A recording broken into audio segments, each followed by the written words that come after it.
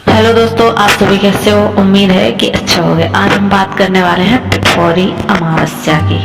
कब पूजा मुहूर्त है, शुभ विधि है, कैसे पूजा करनी है और क्या उसकी कथा होती है। तो आपको बताना है कि साल 2024 में पिठौरी अमावस्या 2 सितंबर दिन सोमवार को मनाई जाएगी।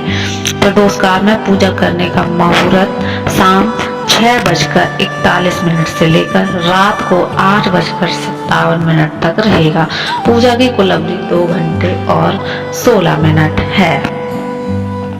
तो अमावस्या तिथि शुरू होगी 2 सितंबर 2024 को सुबह 5:21 पर और अमावस्या तिथि समाप्त हो जाएगी 3 सितंबर 2024 को सुबह 7:24 पर। तो आप कर सकते हैं इस टाइम पूजा। अब हम आपको बता देते हैं पिठौरी अमावस्या की कथा। एक समय की बात है, एक परिवार में 7 सगे भाई रहते थे। यह परिवार सभी सुख सुविधाओं से संपन्न था। सभी भाइयों की अपनी अपनी संतानें थी। किसी के बताने पर उन भाइयों की 7 पत्नियों ने भादों के अमावस्या मतलब पिठौरी अमावस्या के दिन व्रत रखा। सभी अपनी संतान की दीर्घायु प्राप्ति का वरदान लेने के लिए पिठौरी अमावस्या का इंतजार करने लगे।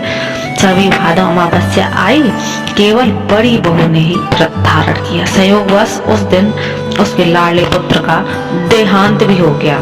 अब यह एक क्रम बन चुका था कि हर साल पिठौरी अमावस्या की तिथि को उनके एक बेटे का देहांत होते होते 7 वर्ष बीत गए।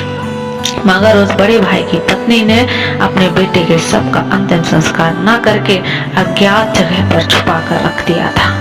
उस गांव की रक्षक माँ पोलेरम्मा गांव की पहरेदारी किया करती थी। जब उसने उस बेटी का रोना सुना, वह उनके पास गई और उन्हें धीरज बनाकर उनके रोने का कारण पूछने लगी। उसने देवी पोलेरम्मा को अपनी सारी कथा व्यथा सुनाई। माँ का हृदय इस दुखद घटना को देखकर पानी पानी हो गया। वह दया भाव से कहने लगी, जा बेटी, जहाँ जहाँ तेरे पुत्रों के मृत शरीर है उन पर हल्दी छिड़क दे।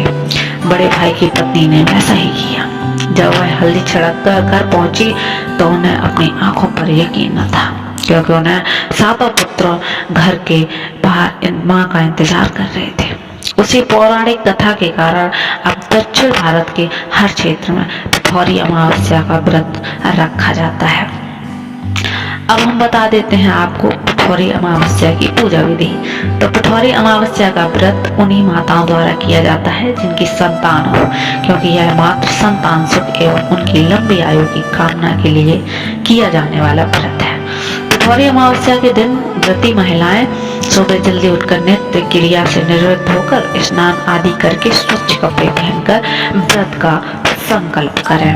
इसके बाद 64 आटे की मूर्ति बनाकर 64 देवियों का स्वरूप मानकर पूजा स्थल पर रखकर पूजन किया जाता है और माता देवी दुर्गा को प्रसाद के रूप में नारियल अथवा घर के बनाए गए भोजन का भोग लगाकर माता दुर्गा को सिंदूर चढ़ाकर ब्राह्मणों को पूजन कराकर स्वयं भी भोजन ग्रहण करके पिठौरी अमावस्या का व्रत तोड़ा जाता है।